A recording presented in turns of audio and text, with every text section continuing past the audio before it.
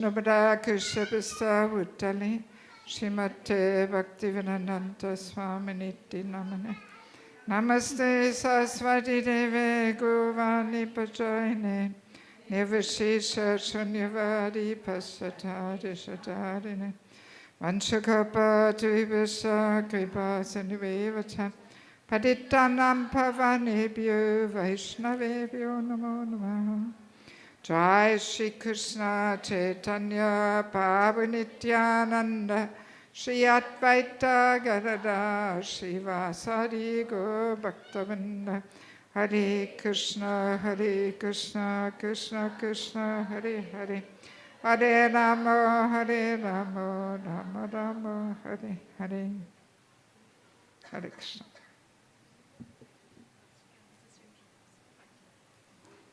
You need a mic for this? We have a second. Okay. Hare Krishna Mataji, please accept my humble obeisances at your lotus feet. All glories to Srila Prabhupada.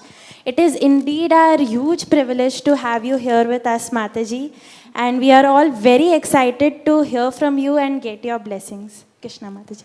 Hare Krishna, dear Vaishnavis, would like to give a brief introduction of Her Grace Devaki Mataji.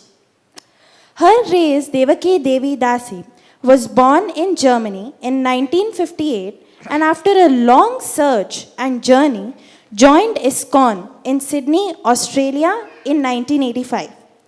She is a disciple of H.H. Niranjan Swami. As a Grihastha, she helped to pioneer the first organized temple in the former Soviet Union. Since 1999, she has been living the life of she developed deep insights into Vaishnav culture that have enriched her spiritual practice and inspired her preaching. She is sharing this wisdom in the course, Exploring the Roots of Spiritual Culture. She served on the GBC committee for devotee care and currently promotes such a care as a top priority within the ISKCON family. Her multifaceted understanding of Vaishnav culture inspired her to establish the Institute for Spiritual Culture in 2014, offering insightful education in Vaishnav life. She has published 5 books and conducts holy name retreats around the world. Thank you. Hare Krishna. Yes, so first of all, it is my great pleasure that I am meeting you here. And actually the topic we announced, the topic of tolerance, I don't think that's a good topic for you young girls. I was actually thinking I meet a whole bunch of married women, and for them this topic of tolerance is so important. But now I got the information that I am talking to the youth. So this topic of tolerance is not the right topic. So we spontaneously change plans, if that's okay with you. Yes? Yes. I would rather talk to you about the topic of what it means to be in a woman's body and in Krishna consciousness, right? Because we women, we play such an important role. And if that role is misunderstood and neglected, it actually has the power to lead humanity down to hell. And that's what's happening now in Kali Yuga, especially in the Western world. So yeah, we women have a very powerful energy, a very powerful Shakti. Actually, a woman can bring the very best out of a man and bring him to his best, highest level of performance. Or if she uses her Shakti in a not such an empowering way, she can destroy a man's life. That's the power of a woman, yes. So we better learn how to make the best out of the bad bargain to have a body at all, and how to really use this female body for spiritual advancement. So let me maybe begin in Bhagavad Gita 269. There Krishna says, what is day to the common person is night to the introspective sage. And what is day to the spiritualist is night for the common person. So in other words, Krishna illustrates that the worldview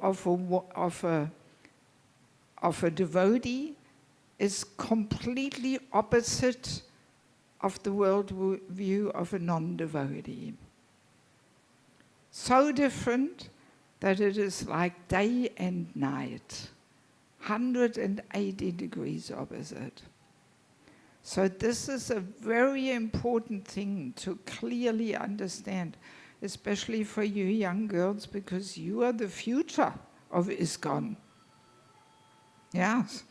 So, and this day-night principle basically means that whatever is success in material life will be seen as an impediment on the path of bhakti. Yes, this is what it boils down to. And what is success for a spiritualist will be seen as a weakness with mundane eyes, right? As an example, we can look at the role of mothers. You know, for a non-devotee to only be a mother and homemaker, this will not look very attractive, right? But you are only a mother, is that all you're doing? Nothing else? You know? So that's the mundane vision. But looking from a Vaishnava point of view, mothers come right after Krishna, comes mother. Mothers are the most important personalities in human society. Yes. You know, we have to know these things. Yeah. Because very easily we get influenced by all this modern propaganda that, oh, a woman has to be out there, do a career, this, that, you know. And what? Just being mother, you know.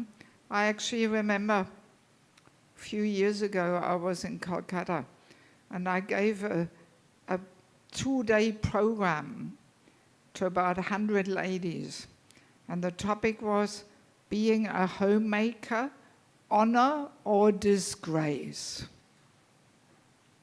Right? You understand? Yes.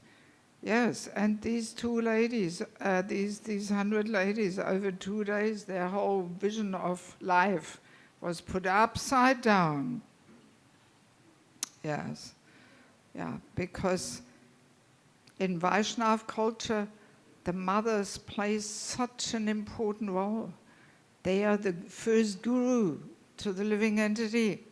It's the mother that plants the seed of bhakti in the child's heart. It's the mother, yes. And not only that, she creates the whole spiritual atmosphere in the home. It's the mother. The father is busy, his duty is to go out and earn an income and maintain the family. But it's the mother who creates the spiritual atmosphere in the home. Through her nice cooking, by doing puja, keeping the home clean, by recharging herself, you know, studying the Shastra and some ladies groups and then she can really give something to the family. Yeah. So these are such important contributions of the ladies, you know. Yes. Because that's why we can see in most spiritual cultures, there's a great emphasis for the ladies to create this spiritual atmosphere in the home. You know? Right? Yes. But that, of course, does not mean she cannot do anything else, you know. But at least while the children are small, mothers are so important. Yes. I had that good fortune. My mother was never working while we 3 kids were living in the house. She only went back to her professional world after we left home to study. Yeah. And my parents were highly educated. My mother was a very good artist. She did big art exhibitions. She was an art therapist. So many things she did. But while she, had us kids in the home, she parked all that. And she was fully dedicating her energy, her life, her love and devotion to taking care of the kids and the husband. And I owe my spiritual life to my mother, because she was giving me, she was planting the seed of bhakti in my heart, definitely, and she gave me that emotional strength and health and confidence that I can lead the life I'm leading now. I owe that to my mother. Yes. Yes, because that's the mother's role. She really gives that emotional strength and balance and health to the child, Yeah.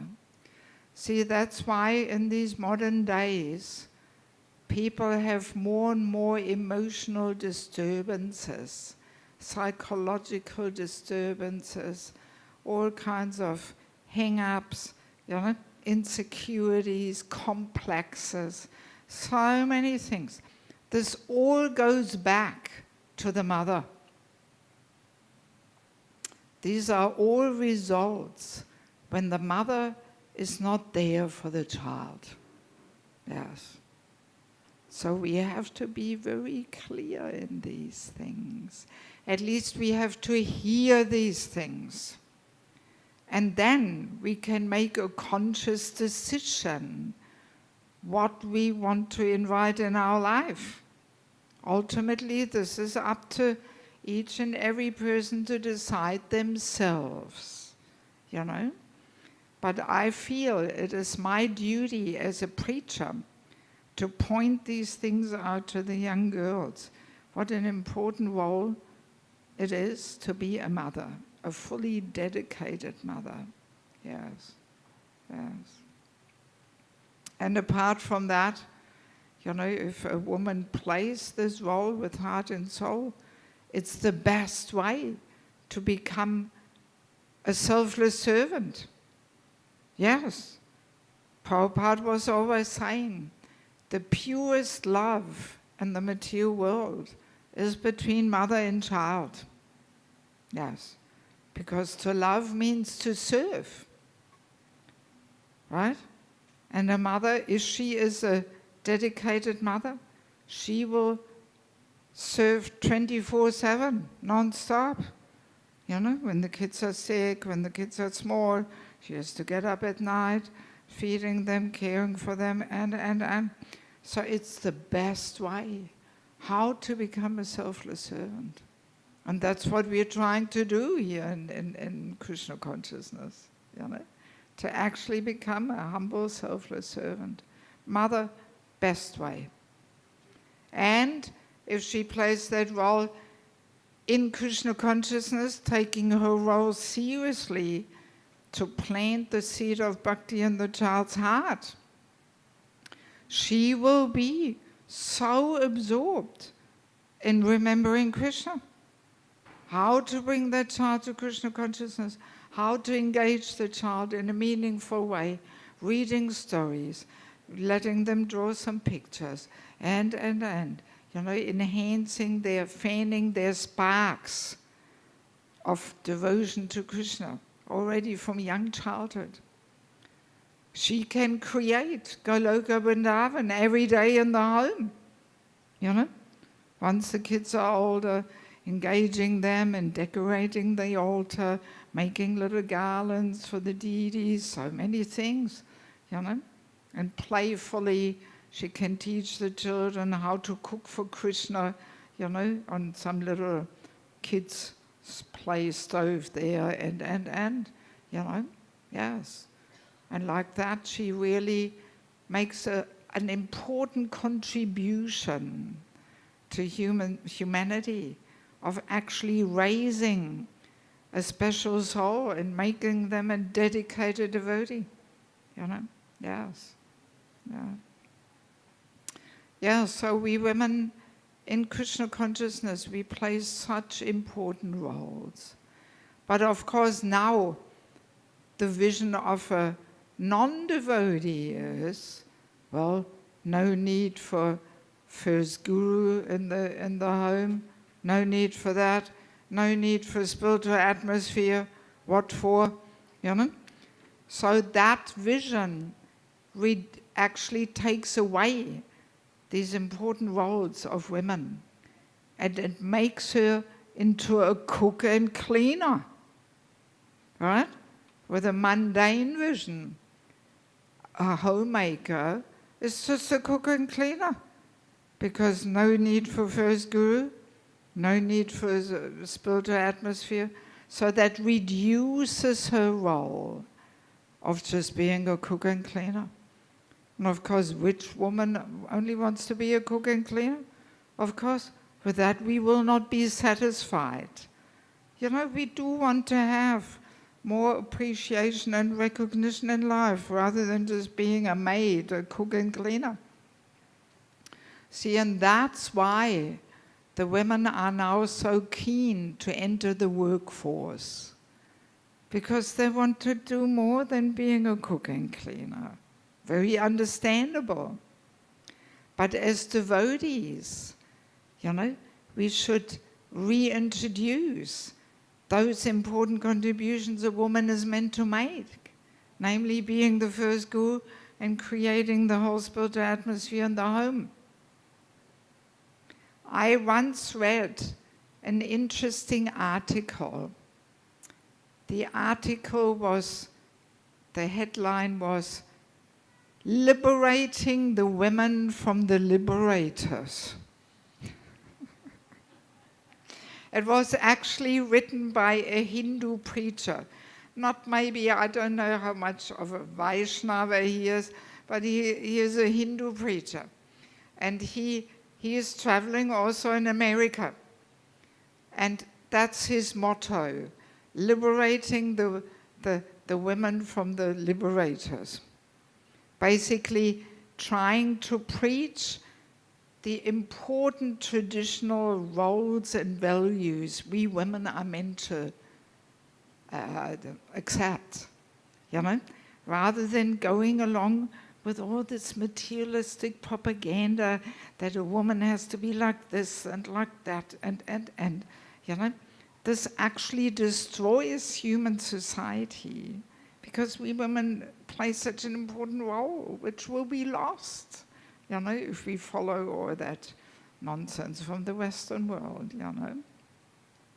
So, and he was saying in his article that the quickest way to destroy spirituality and religiosity in human society is by telling the women they have to have a full professional career, because then they cannot play that role anymore of creating the spiritual atmosphere in the home, right? And in the home means in human society.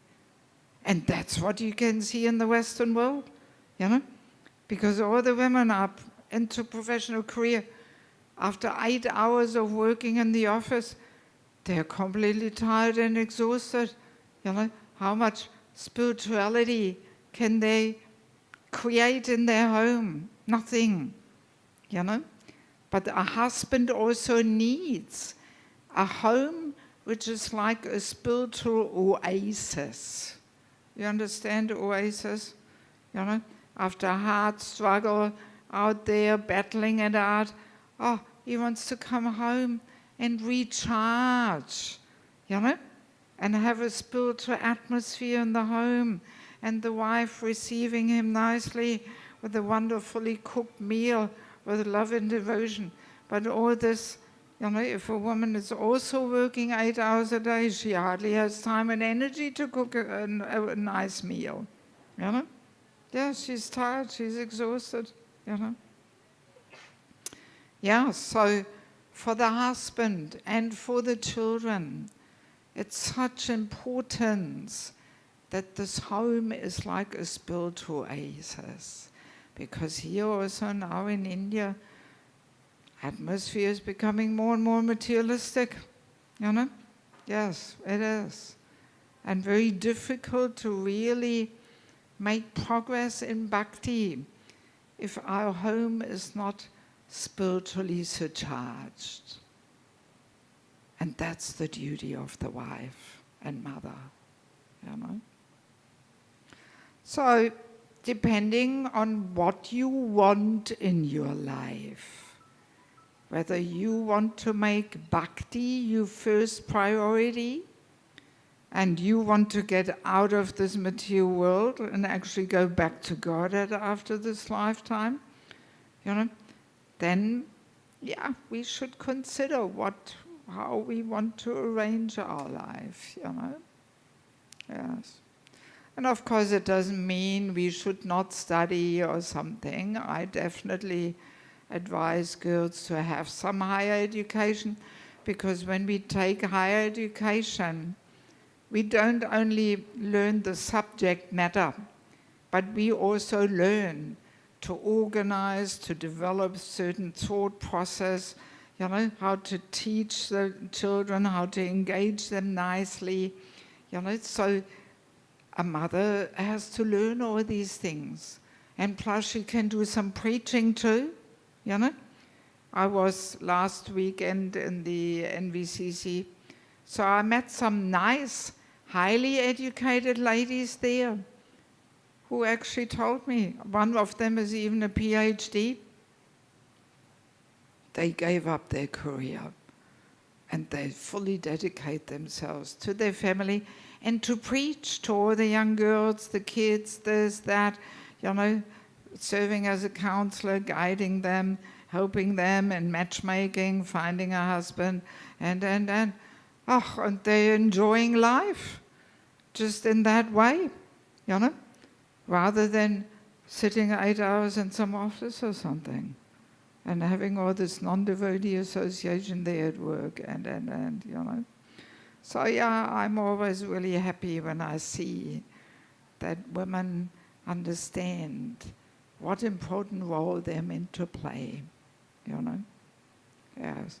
And ultimately it is a matter of developing a higher taste, right? Yes. If we and these ladies I met there, they also started off first their Krishna consciousness working, but then they came to the point, what for? You know, what for? Financially, we don't really need it.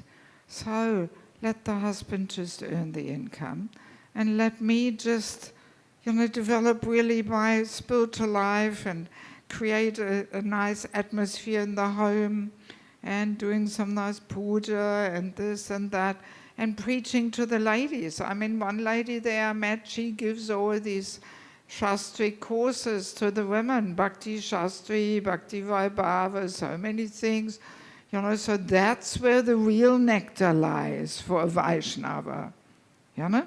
Yes, yes, you know, and they coordinate outings, excursions for the girls according to different age groups. So there's so many interesting things to do in bhakti, you know, which are so much more satisfying to the heart, pleasing to the Lord, pleasing to Prabhupada and Guru, And ultimately, real happiness lies in that. When we actually please Guru and Krishna and Prabhupada, then we have so much deep satisfaction in the heart, you know. But if we just think, oh, you know, the satisfaction will come from being successful in career and having some position in society, that all feeds the false ego, actually, you know.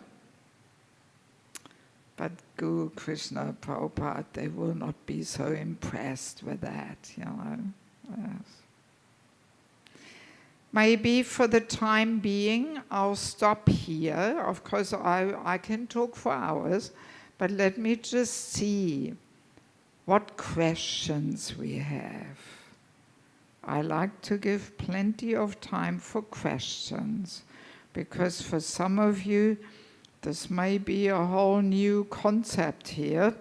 I don't know what you're learning in your voice groups and all that, or whatever girls' forums you have. So, what kind of questions do you have? Maybe first we can look at questions related to this topic of being mother, creating this spiritual atmosphere in the home, versus having career. You know, maybe you have some questions about that. No questions? There must be something. I hope I didn't intimidate you. Huh? Okay.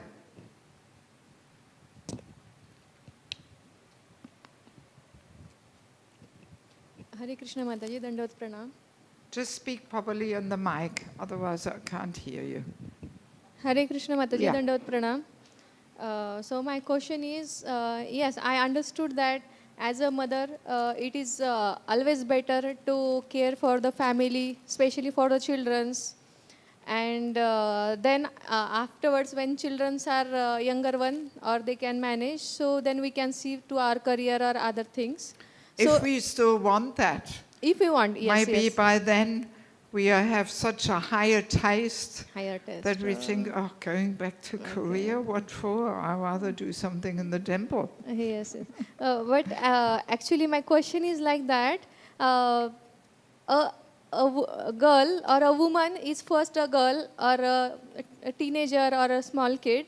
So for education, I like to ask if ladies are not supposed to do, or it is not required only to do the job or like that. But our education system is like that, means we will get one job or we'll work for something and we'll achieve a career person will be like that. So in that way, we send children to the schools. So what our mindset should be, or children's mindset we can make that for what purpose we are sending them to the school. Because as we don't have the option, we send them to the school. As a daycare, I send. It's okay. What to do at sitting home? How much I will tell her, so like that. Yeah. So what mindset should be there in that Okay. case? Yeah, good question. So first of all, as I mentioned, even a woman who wants to just play the role of first guru and creating the spiritual atmosphere in the home, it's very useful to have higher education, definitely. And also, you know, we don't want to tell girls, no, you should not study, because maybe she doesn't want to dedicate her life to bhakti. That she will have to decide a little later, you know? Because very often when we start in Krishna consciousness, I mean, see, at a young age, we may have so many big dreams and ambitions in our life.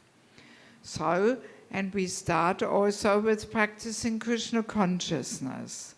And then gradually we hopefully, if we are serious in spiritual life, we get some higher taste. So that can take 5 years, 10 years, 20 years, depending on how we apply ourselves. So for many ladies, it is a gradual process, you know. So often girls, you know, they take some higher education, especially while they're not married yet. They may still work for a couple of years, but then, sooner or later she has to sit down and think, how do I want to organize my life? Do I want to put career in my main priority? If material success is my foremost goal in life, or spiritual success? Eventually, we will have to make that decision because we can't put both as the topmost priority. There is only room for one. Yeah. Because often I come across this, that ladies say, oh, I'm so busy, I've got kids, I've got an 8-hour job, I don't have time to chant. Well, that's what you will find yourself in that situation. If you want to be a mother and you want to have work and have a job, you will just not find time and energy to really dedicate yourself also to Krishna consciousness. Very clear, It's not some mystery. So sooner or later, we will have to make that choice, And as I'm saying, that choice, everybody personally has to make. That's everybody's personal decision, So, and that's why girls also need some education, because they will feel resentful maybe towards the parents. Or my parents did not allow me to get some higher education, but I want to work and now I have no education, So they need to have that education to later on make a voluntary personal choice. But if they don't have even received higher education, then they are forced to be at home. And they may feel very bitter and resentful, Yes. Like, for example, if I want to share my own life story, I also had higher education. I was working in the medical field, rehabilitation, and as physiotherapist. So in Germany, physiotherapist is equal to doctor. But here in India, this is not highly developed, In Germany, we have so many specialized rehabilitation clinics, and my God, yes, it's a very high qualification in the West. So that was my career. I was working self-employed in a private practice with other physiotherapists together. I was making big money. And actually, for some years, my life was 6 months work, 6 months travel. And then I came back to my job, 6 months work, same job. I just told my colleagues, okay, in 6 months you can put some patients in my calendar here. I'll be back, Ideal job, actually. Who can have such a schedule? 6 months working, 6 months traveling, and coming back to your own old job and making enough money to finance 6 months of traveling around the world. In which job can you have such a schedule? But still, I was not satisfied. I could feel, actually, I should be giving people something else. My treatments will not give true happiness to people. Yes. So even though materially it was so successful, but still, I did not feel that satisfaction. So then I did a pretty radical step. I gave up everything, even before I met the devotees.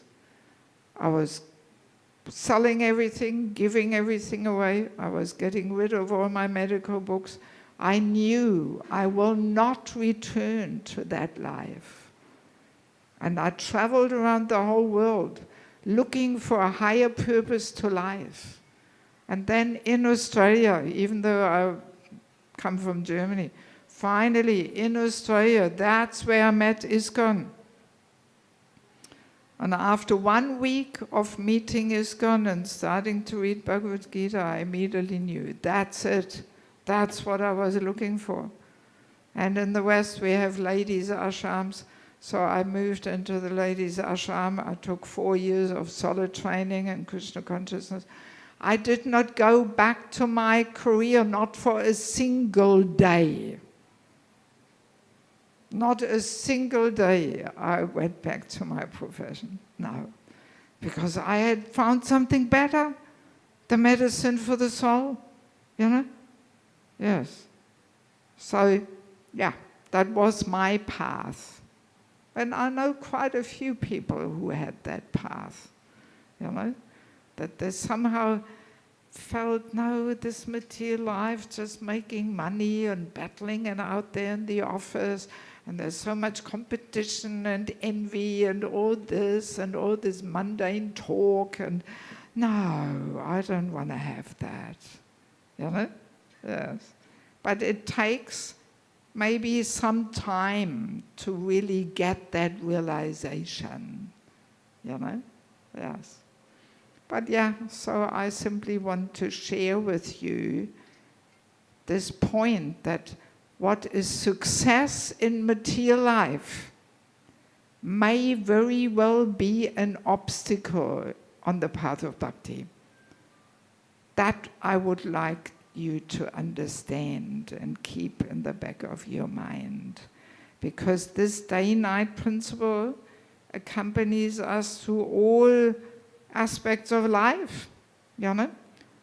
In material life, it's success for a woman to show off and dress to bring attention of the man to her and put herself to the front there and compete.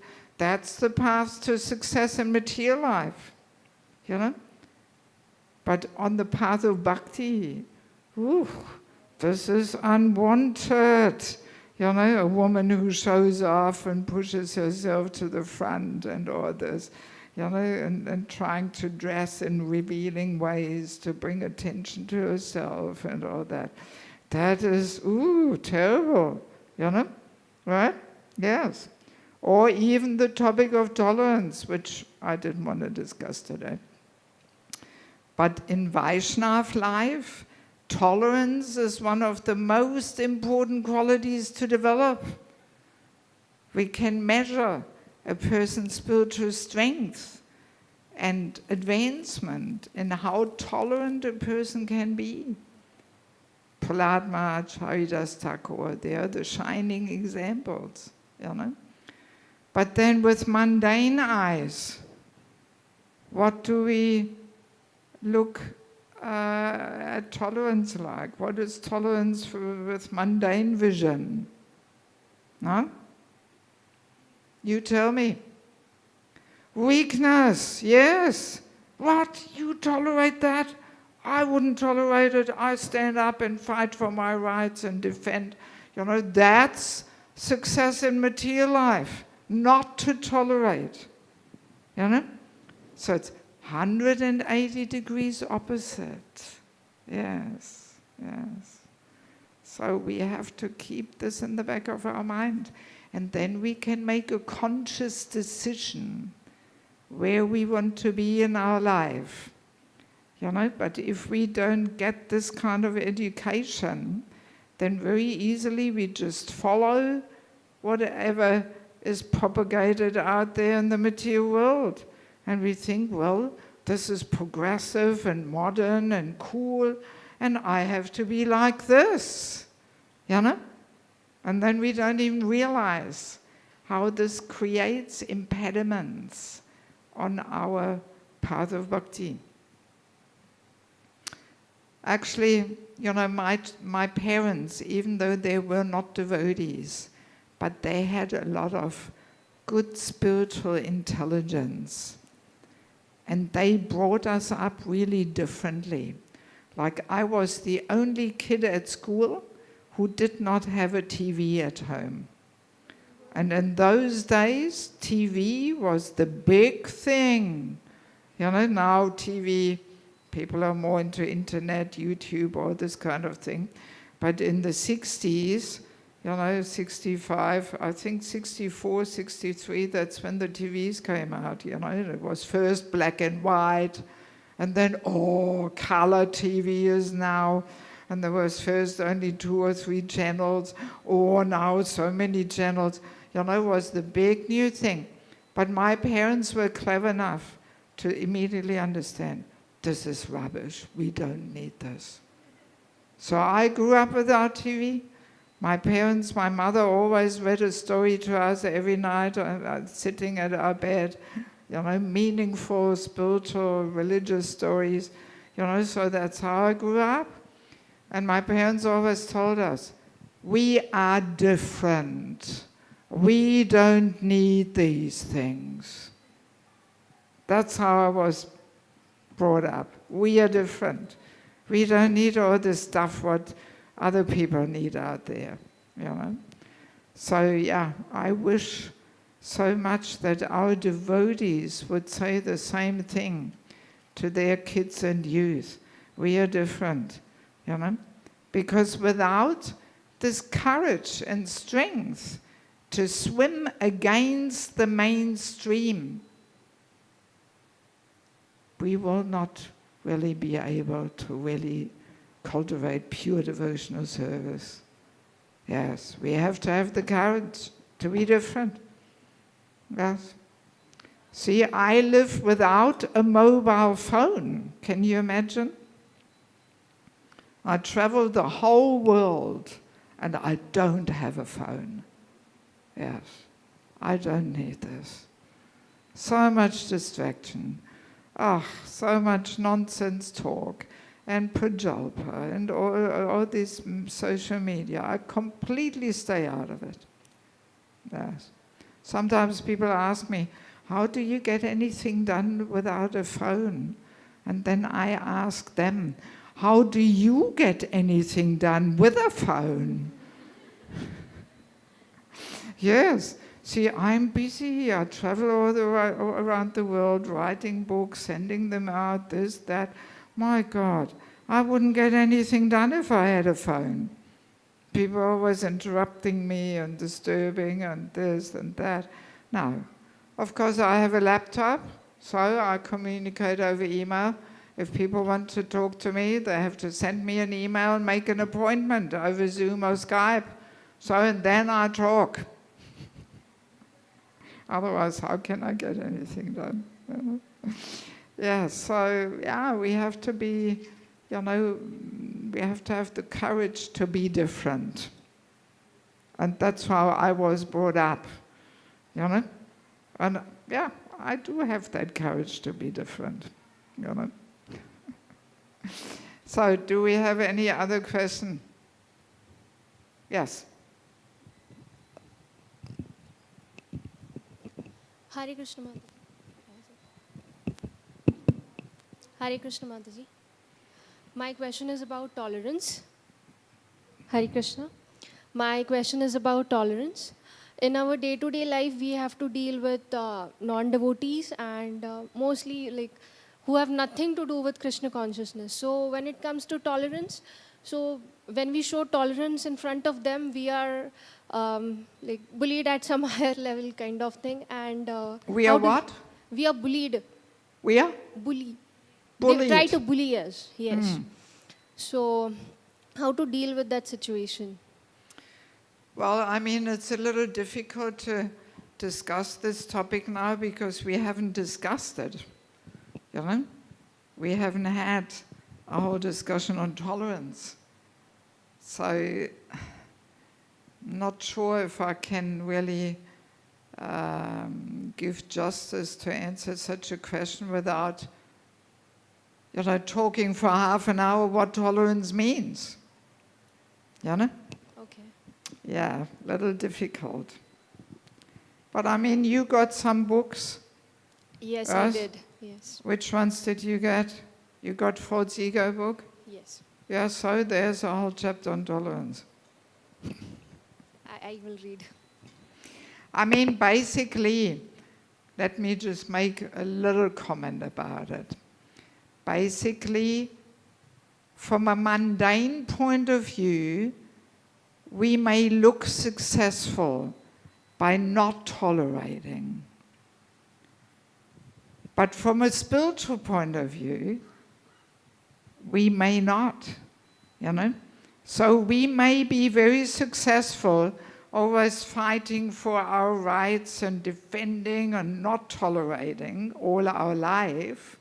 But then at the end of life, we definitely have to take another birth. Yes. So because what makes it difficult for us to tolerate is the false ego. The false ego protests and rebels and. So that's why tolerance is such a high level of advancement, because it means the false ego is subdued and dissolved. And that's a sign of advancement, right?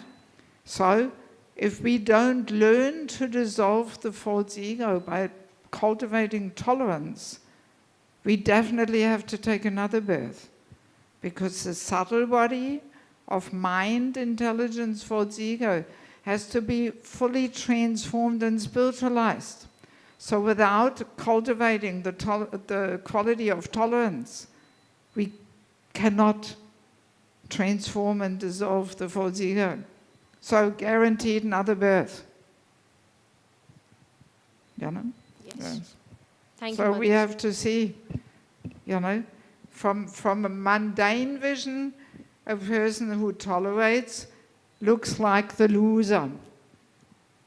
But that's only mundane vision, you know? But the spiritual vision is you're the winner, because you use all kinds of situations in life to cultivate tolerance. And then, at the moment of death, you will sneak back home, back to the Godhead, through the back door. Yes. Okay. Thank you, Mataji. Very much. What else? Yes.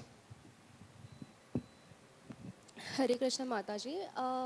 Like, what if the parents are very ambitious about their child's career, and instead of choosing a corporate career which has like 8 to 12 hours working time, choosing an academics career, being a professor or a teacher? Hang on, I didn't get that last thing. Uh, What? Choosing an academics career, being a professor or a teacher. Yes, academic. Yeah. So there is less hours involved. Yes. Isn't? Yes. Just to fulfill the parents' expectation, what they are expecting from the child. Yeah, well, what to do?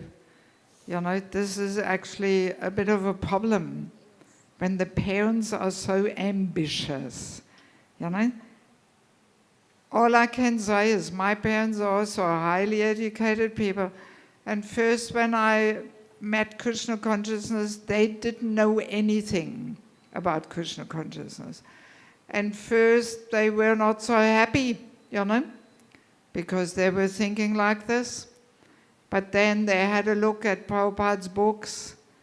And then my father said, if you choose that life and it makes you happy, then I am happy. I want to see you happy. And if this is your choice, I'm happy. And I thought, wow, this is actually what a loving parent should say, you know? Rather than imposing their idea of happiness onto the children, you know? This is not so good, you know, not such a good thing to do. Because we all have to be responsible for our life. And this is what the parents actually should do. When the child is 16, 17, they have to stop imposing, correcting, demanding, expecting.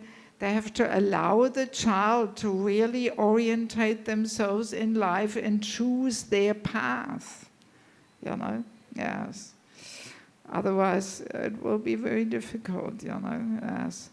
So yeah, I mean, I don't want to say you have to go against your parents or something, but it would be good if, for example, your counselor, I mean, surely you have counselors, right?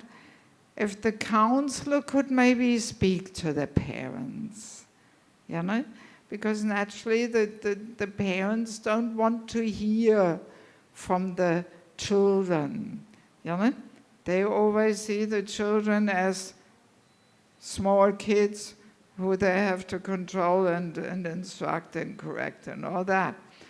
So, but when that comes from another person, then they may be a little more open to it, Or you can also, once the girls are married, then they're more handed over to the charge of the husband, But even there, sometimes this problem also comes up with choosing a husband, that the parents decide. And yeah, sometimes the parents arrange rather a non-devotee as a husband who is from the same caste than a devotee who is maybe from a different caste.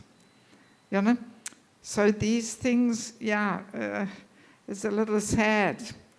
And I have come across examples where a counselor could actually talk to the parents and say, hey, your daughter wants to be a devotee. She wants to practice Krishna consciousness. Why not choose a husband who's got the similar goals in life? That makes married life so much more harmonious and fulfilling and all that, if both husband and wife are on the same page, Yes. So yeah, I mean, all I can think of is, that maybe some counselor could talk to them or something, Yes. Or that you appeal to them. If you really love me, please let me do what makes me happy. Because I may have different criteria for happiness than you have. Yes. Because we can't live our life simply according to somebody else's ideas, And I mean, when I think back, I remember especially my mother. My father was more cool. He said, if that makes you happy, I'm happy. But my mother, she was hoping for quite a few years that I would become normal again, and that I would go back to my physiotherapy. So, but I made it clear, no, sorry, this is my decision. So I also had to fight a little bit for my spiritual life, But then they really appreciated it. And especially, I had that good fortune, I could be there when they left their bodies. I was the one who actually took care of my mother at home, even physically, because I'm coming from a medical background, and same thing for my father. Nobody else was willing to do that, Yes, because they were all busy in their careers and all that, So, but I immediately jumped on the plane, flew back, took care of my parents,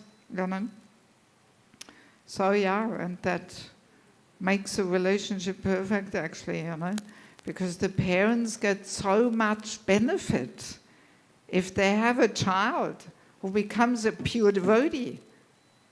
Yes. That's the highest benefit we can give to our parents. That we become fixed up devotees. Prabhupada says, 12th generation forwards and backwards. The family becomes liberated in a sense that it starts their spiritual journey also. They get so much purification. So we have to see things from a spiritual point of view and not the sentimental, emotional point of view, you know. So the highest benefit we can give to our parents is to actually become a serious devotee, you know. Yeah. What else? Must be something else.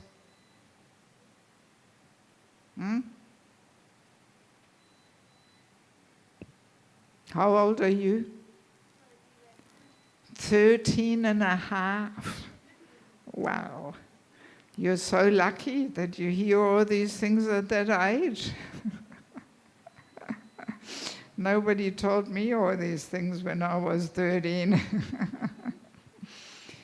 Well, I mean, another pretty relevant topic for you would be also to enter married life, right? How to get married, isn't it?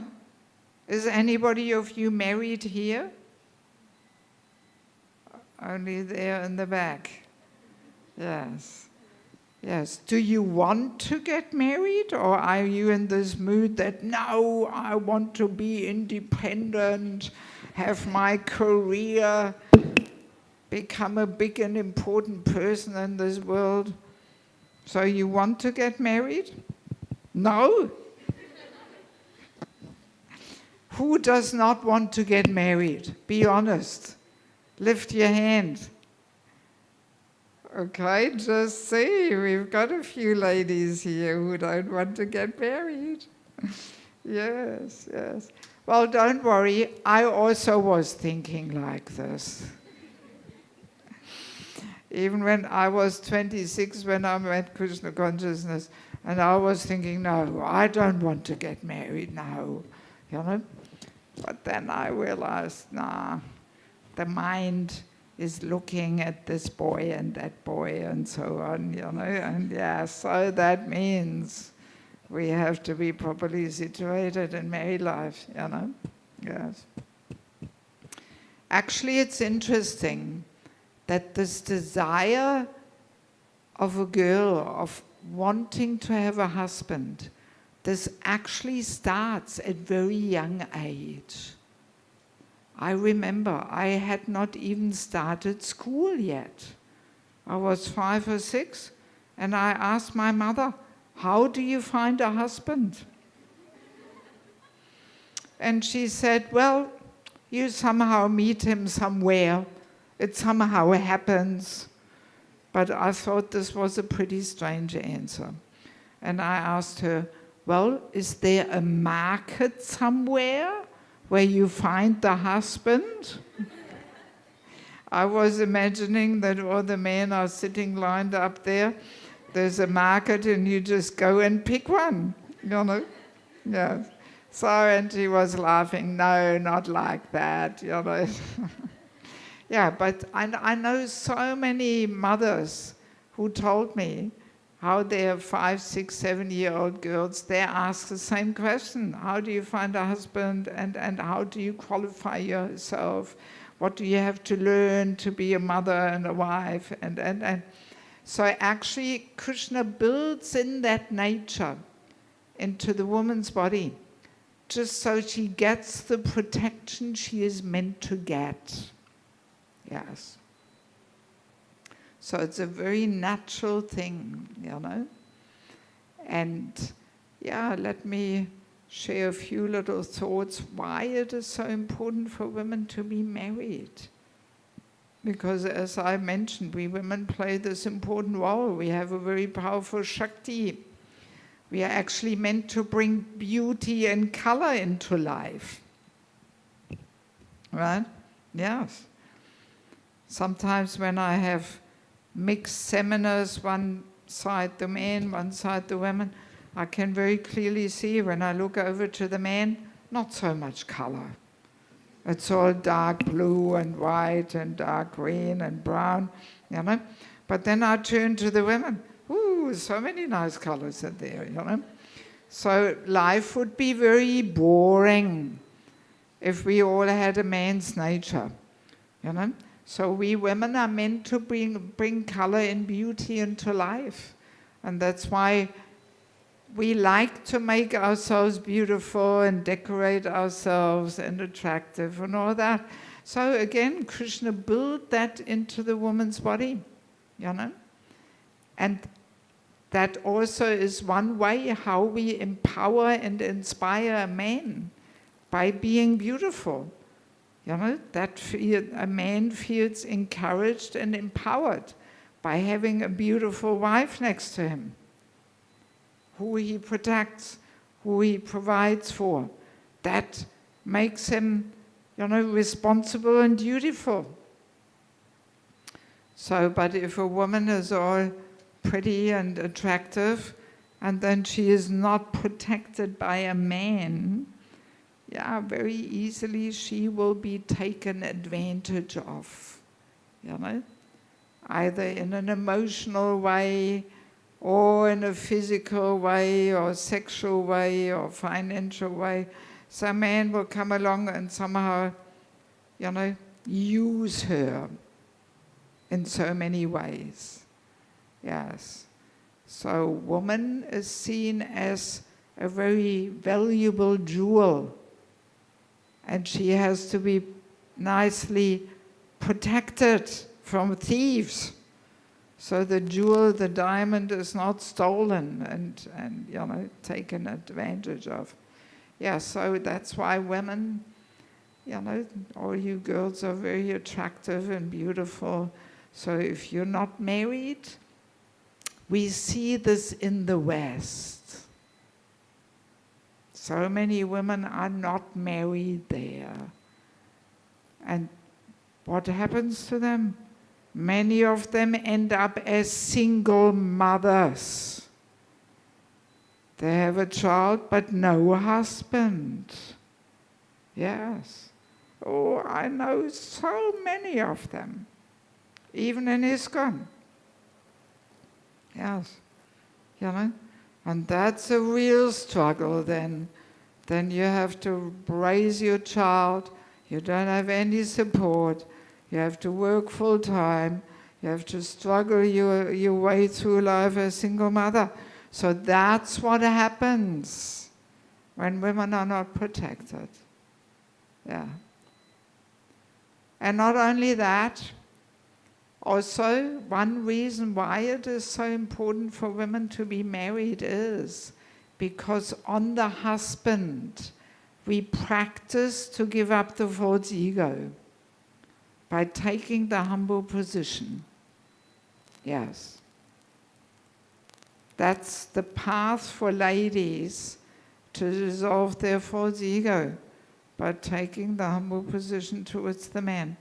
So if a woman doesn't have a husband, you know, I have seen this, then usually her false ego is very strong, because she always has to defend herself and struggle through life and fight for her rights, you know. And then she has a very dominant false ego, which will not make her happy anyway. It usually creates conflicts in relationships and all that. So, and then Krishna says at the moment of death, all right, you want to dominate, you want to be independent, and, you know, then next life, man's body.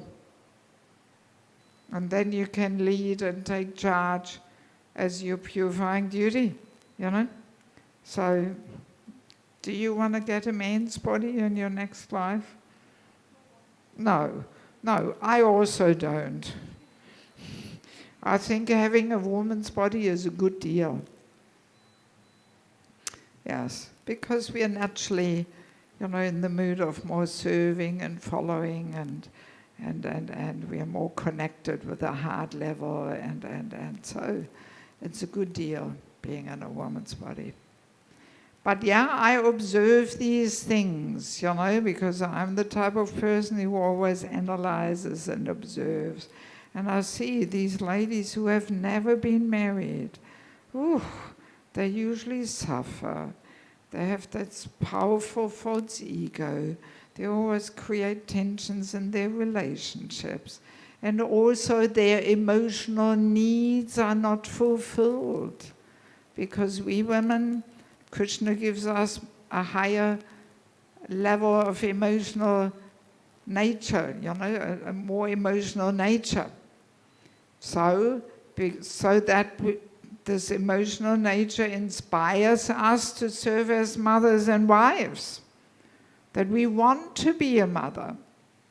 So, but if this emotional nature is not fulfilled in that way, then a woman easily becomes emotionally dry and unfulfilled. Yes. And then often this emotional dryness leads to physical disease. Subtle, gross body are very closely connected. So if the subtle body of the emotional health is not strong and balanced, then very easily we become sick. We get so many health issues and. So better just to follow Krishna's system. Krishna's system is recommending that every girl should be married and leave it up to Krishna, how it will go. If Krishna thinks really you should not be married for long, then this will be happening, then the husband maybe passes away or something happens. So leave it up to Krishna. Better to follow his recommendations. Yes. Often women don't want to get married simply because they want to be independent and they don't want to serve. Yes. Because we all know once we have a husband and children, we have to serve. No way around it. Right? Yeah. So that's often why women don't want to get married, because they want to be independent and they don't want to serve. Yes. But if we want to go back to Godhead, we have to give up our tendency of wanting to be independent. Yes. So, do we have any question about this?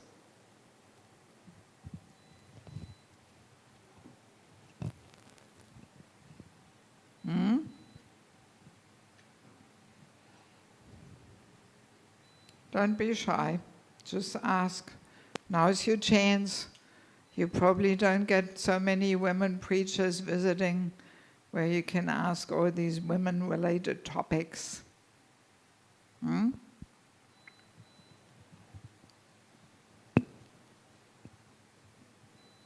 Yes.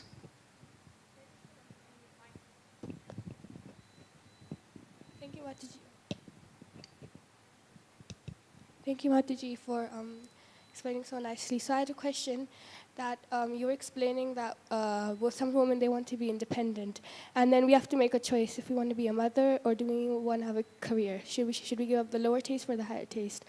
But I've known a lot of women, and they want to be a mother. They want to bring children and raise them in Krishna consciousness. But sometimes their partner is not very supportive, and in that situation they have to work.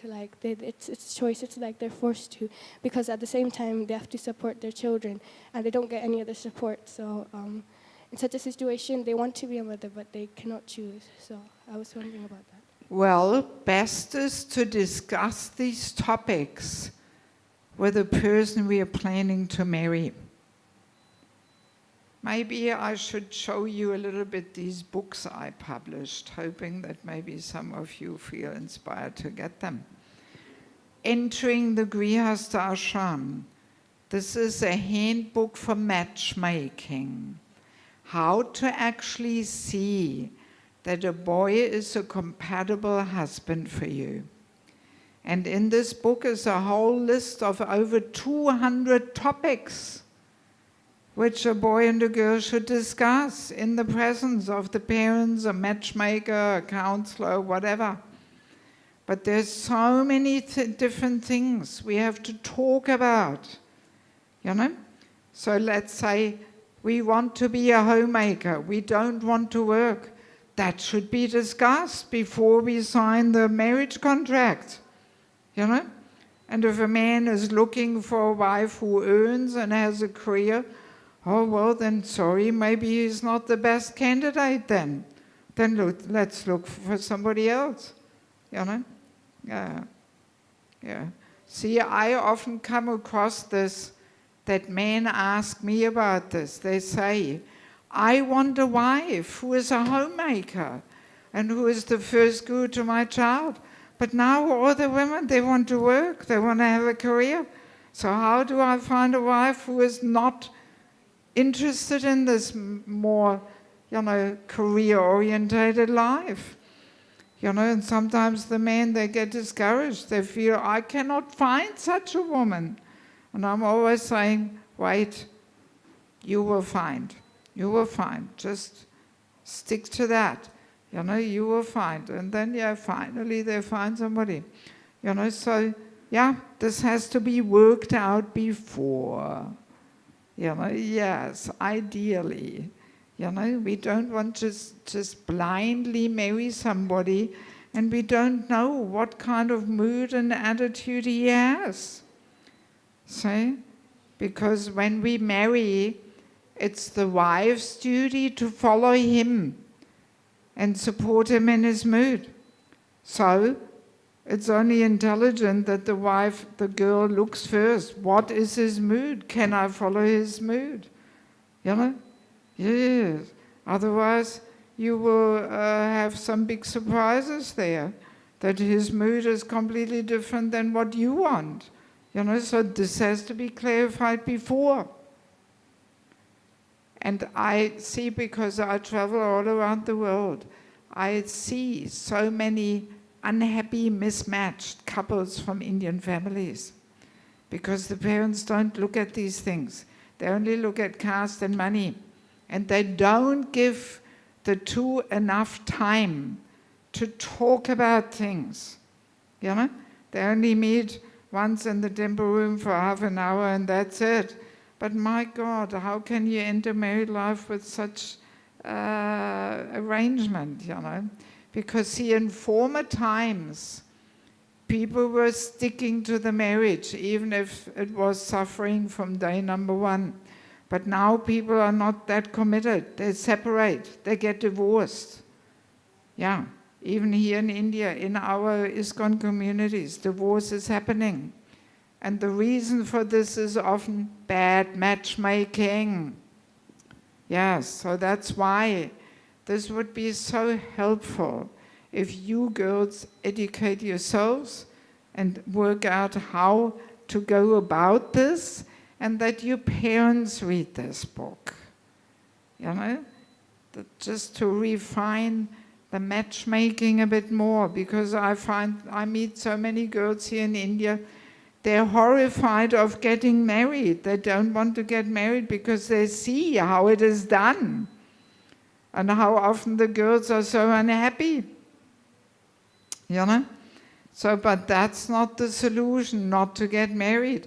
No, we have to do it properly, Yes. Saying this doesn't mean I tell people they should have some boyfriend-girlfriend relationship or something. No, not like that.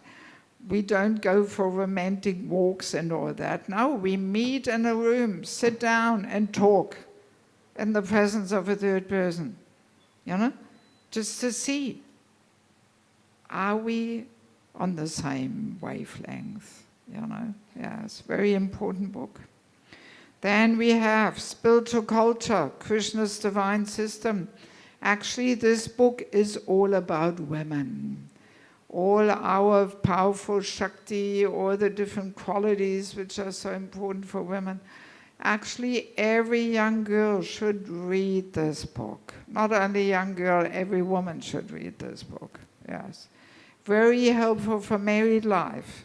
It has saved a lot of marriages already, yes.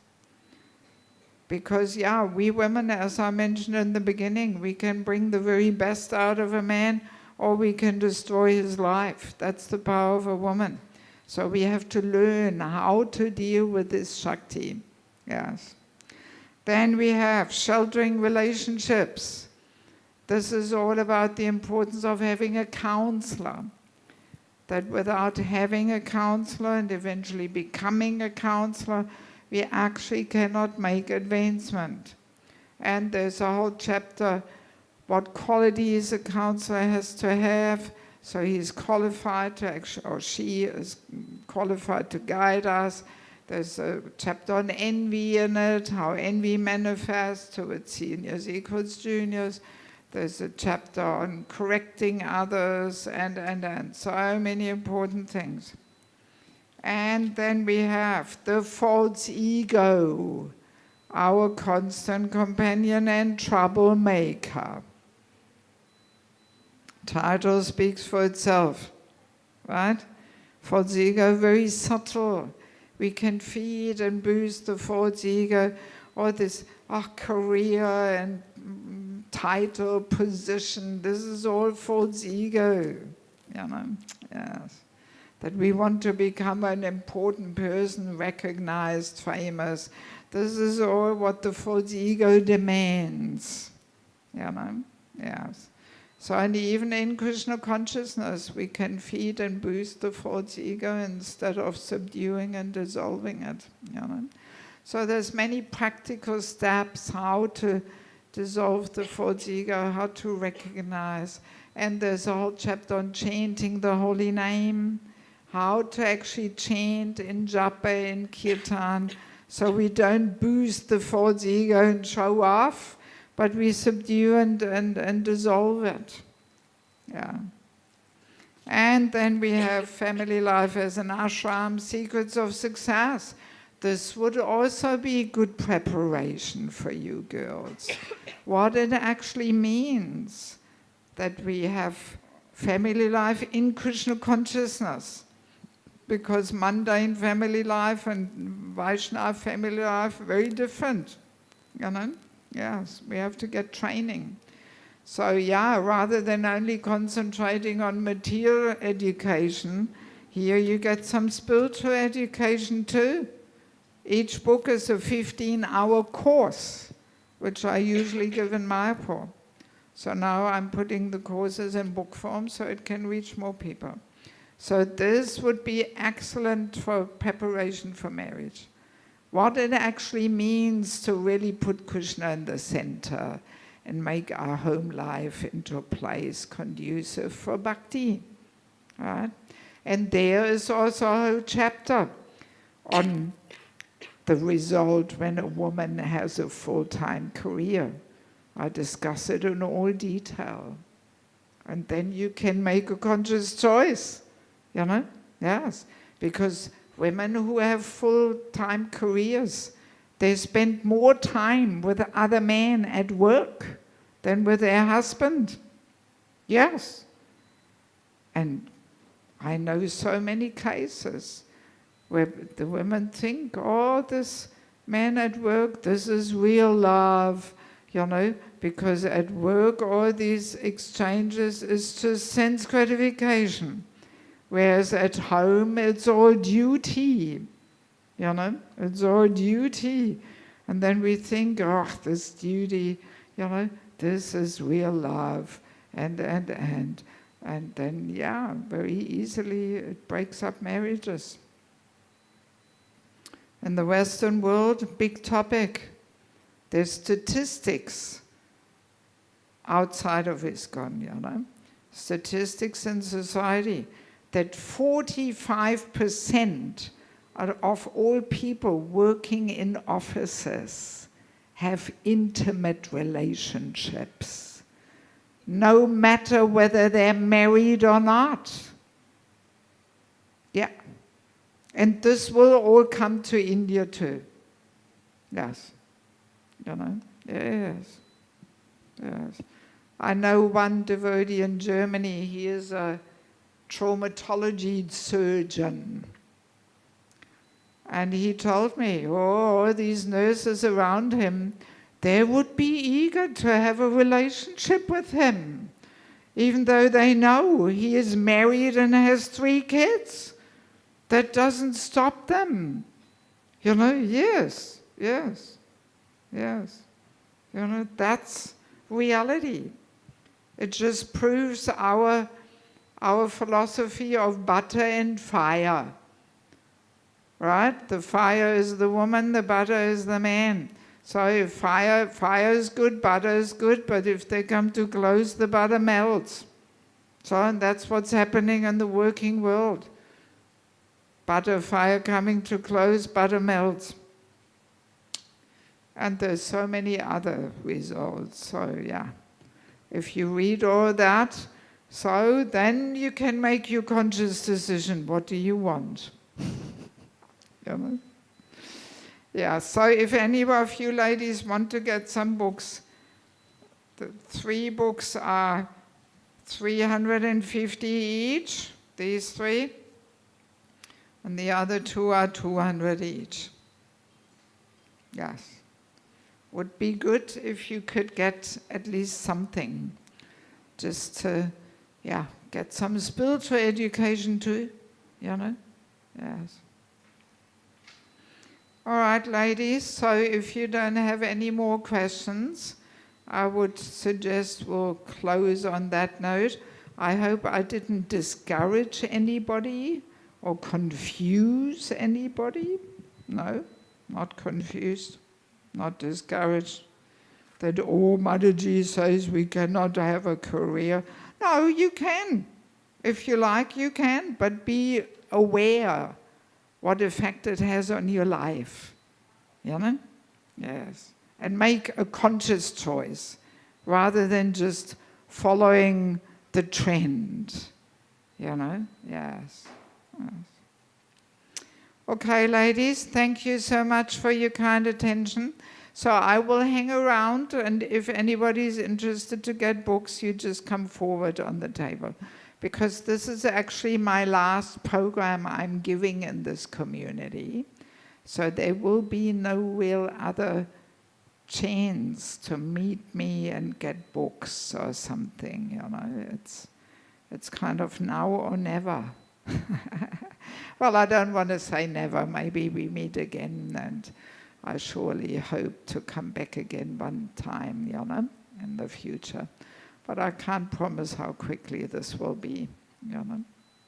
Okay, so I wish you all the very, very best for your spiritual journey, for your success in cultivating pure bhakti, right?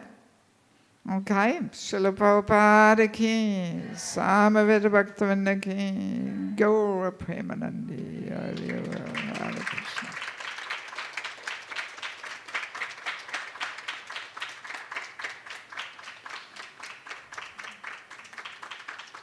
It's enough. No need to feed my false ego or massage it.